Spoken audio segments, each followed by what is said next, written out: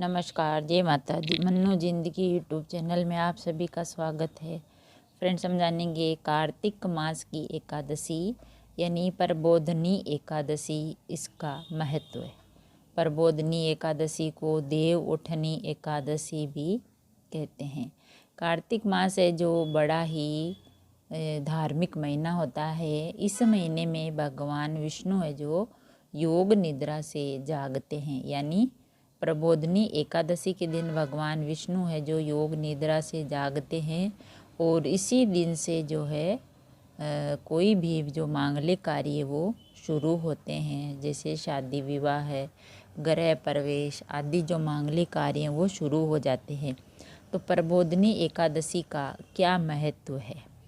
तो प्रत्येक मास में 2 एकादशी होती है और कार्तिक मास की सबसे पुण्यदायी एकादशी मानी जाती है प्रबोधनी एकादशी को। तो इस जो ये पर्व होता है, इसमें भगवान है जो कृष्ण भगवान से जो युधिष्ठिर है वो पूछते हैं कि कार्तिक मास की जो एकादशी आती है उसके बारे में बताएं। तो वो निवेदन करते हैं कि कार्तिक मास की जो एकादशी है उसका क्या महत्व है, यानी प्रबोधनी एकादशी का। तो प्रबोधनी एकादशी की कथा और इसका महत्व। युधिष्ठिर ने श्री कृष्ण से मुख से अब कार्तिक शुक्ल पक्ष की एकादशी की महिमा बताने का निवेदन किया। तो भगवान श्री कृष्ण बोले कि कार्तिक के शुक्ल पक्ष में जो एकादशी होती है उसका वर्णन ब्रह्मा जी ने नारद जी से किया था, वही मैं तुम्हें बताता हूँ। नारद जी ने पूछा, पिताजी, जिसमें धर्म कर्म से इच्छा कराने वाले भगवान गोविंद जागते हैं, उस प्रबोधनी एकादशी का महात्म्य बताइए। यानी जो भगवान गोविंद वो जागते हैं, यानी योग निद्रा से उठते हैं, तो देव उठनी एकादशी का महात्म्य बताइए। तो ब्रह्मा जी बोले, प्रबोधनी का महात्म्य पाप का नाश और पुण्य की वृद्धि है तथा उत्तम बुद्धि वाले पुरुषों को मोक्ष प्रदान कराने वाला है।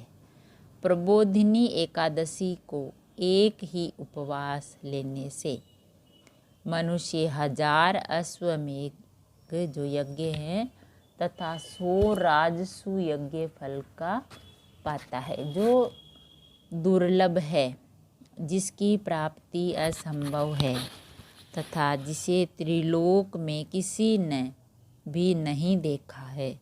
ऐसी वस्तु के लिए भी याचना करने पर प्रबोधनी एकादशी उसे देती है। भक्ति पूर्वक उपवास करने पर मनुष्य को प्रबोधनी एकादशी मेरु पर्वत के समान जो बड़े बड़े पाप हैं उन सब का भी नाश करती है। पाप नाशिनी प्रबोधनी एक ही उपवास से समाप्त कर देती है। जो लोग प्रबोधनी एकादशी का मन से ध्यान करते हैं, व्रत करते हैं, कथा सुनते हैं, जो इसके व्रत का अनुष्ठान करते हैं, उनके पितर नरक के दुखों से छुटकारा पाकर भगवान विष्णु के परम धाम को चले जाते हैं। संपूर्ण तीर्थों में नहाकर सुवर्ण और पृथ्वी दान करने से जो फल मिलता है वह जागरण करने मात्र से मनुष्य प्राप्त कर लेता है। तो कार्तिक की प्रबोधनी एकादशी पुत्र तथा पौत्र प्रदान करने वाली होती है।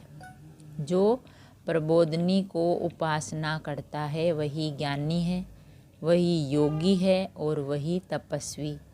जो जितेंद्रिय है तथा उसी को भोग और मोक्ष की प्राप्ति होती है। उस दिन का स्नान दान जग और होम कर है वह सब अक्षय होता है, यानी उसकी कोई कामना भी नहीं कर सकते हैं, उस धर्म की हम गणना भी नहीं करते हैं। वह अक्षय जो पुण्य होता है, अक्षय धर्म होता है। जो मनुष्य उस तिथि को उपवास करके भगवान की भक्ति पूर्वक पूजा करते हैं वे मनुष्य 100 जन्मों के पापों से छुटकारा पा जाते हैं। इस एकादशी का व्रत करते हैं तो मनुष्य श्री हरि के बैकुंठ धाम को जाते हैं। बेटा नारद, जो भगवान विष्णु भक्ति से अन्न का त्याग करते हैं वह 10,000 यज्ञों का फल प्राप्त करता है। तो कार्तिक मास में कथा के कहने से, सुनने से भगवान मधुसूदन को जैसा संतोष होता है वैसा उन्हें यज्ञ, दान अथवा जप आदि से भी नहीं होता। जो शुभ कर्म परायण पुरुष कार्तिक मास में 1 या आधा श्लोक भी भगवान विष्णु को कथा बांझते हैं उन्हें 100 गोदान का फल मिलता है। तो कार्तिक में भगवान केशव के सामने स्वाध्याय तथा श्रवण करना चाहिए। जो मनुष्य सदा नियम पूर्वक कार्तिक मास में भगवान विष्णु की कथा सुनता है उसे सहस्त्र गोदान का फल मिलता है। जो प्रबोधिनी एकादशी के दिन श्री विष्णु की कथा श्रवण करता है उसे 7 द्वीपों से युक्त पृथ्वी दान करने का फल प्राप्त होता है। जो भगवान विष्णु की कथा सुनकर अपनी शक्ति के अनुसार कथावाचक की पूजा करते हैं उन्हें अक्षय लोक की प्राप्ति होती है। जो मनुष्य कार्तिक मास में भगवंत संबंधी गीत या शास्त्र विनोद के द्वारा समय बिताता है उसकी पुनरावृत्ति पुनर्जन्म मैंने नहीं देखी है। जो पुण्य आत्मा पुरुष भगवान के समक्ष गान, नृत्य, वाद्य और श्री विष्णु की कथा करता है वह तीनों लोकों के ऊपर विराजमान होता है। तो कार्तिक की प्रबोधिनी एकादशी के दिन बहुत से फल फूल कपूर द्वारा श्री हरि विष्णु की पूजा करनी चाहिए। एकादशी आने पर धन की कंजूसी नहीं करनी चाहिए क्योंकि उस दिन दान आदि करने से असंख्य पुण्य की प्राप्ति होती है। प्रबोधिनी को जागरण के समय में जल लेकर फल तथा भिन्न प्रकार के द्रव्यों के साथ श्री जनार्दन को अर्घ देना चाहिए। अर्घ के पश्चात भोजन और दक्षिणा आदि के सहारा भगवान विष्णु की प्रसन्नता के लिए गुरु की पूजा करनी चाहिए। जो मनुष्य उस दिन श्री भागवत की कथा सुनता है या पढ़ता है तो पुराणों का पाठ करता है उसे एक एक अक्षर पर कपिला दान का फल मिलता है। जो प्रतिदिन दर्शन, स्पर्श, ध्यान, नाम कीर्तन, स्तवन, अर्पण और सेचन, नित्य पूजन तथा नमस्कार के द्वारा तुलसी में 9 प्रकार की भक्ति करते हैं वे कोटि कोटि सहस्त्र युगों तक पुण्य प्राप्त करते हैं। सब प्रकार के फूलों और पत्तों को चढ़ाने से जो फल होता है वह कार्तिक मास में तुलसी के एक पत्ते से ही मिल जाता है। अगर हम कार्तिक मास में तुलसी के एक पत्ते को भी भगवान को चढ़ाएंगे तो हमें विभिन्न प्रकार के फूलों को चढ़ाने जितना फल पुण्य मिलता है। तो तुलसी का पौधा वो भगवान को अति प्रिय है। तो 100 यज्ञों द्वारा देवताओं का यजन करने और उनके प्रकार के दान देने से जो पुण्य होता है वह कार्तिक में तुलसी दल मात्र से केशव की पूजा करने से प्राप्त हो जाता है।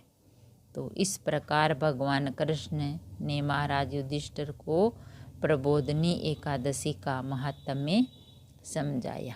तो प्रबोधिनी एकादशी का जो व्रत है वो 23 नवंबर को है। तो इस व्रत को करने से बहुत ही पुण्य की प्राप्ति होती है और भगवान विष्णु का है जो आशीर्वाद मिलता है। क्योंकि प्रबोधिनी यानी देव उठनी एकादशी के दिन भगवान है जो योग निद्रा से जाग जाते हैं और इसी दिन से जो शुभ कार्य होते हैं शुरू, और इसी दिन जो तुलसी माता और शालिग्राम का विवाह होता है और सभी लोग है जो कार्तिक मास की जो ये एकादशी का व्रत करते हैं उनकी भगवान विष्णु की कृपा उन पर हमेशा के लिए बनी रहती है। अगर वीडियो अच्छा लगा तो लाइक और शेयर ज़रूर करें। ऐसे ही और वीडियो देखने के लिए, सुनने के लिए, जानने के लिए चैनल को सब्सक्राइब करें।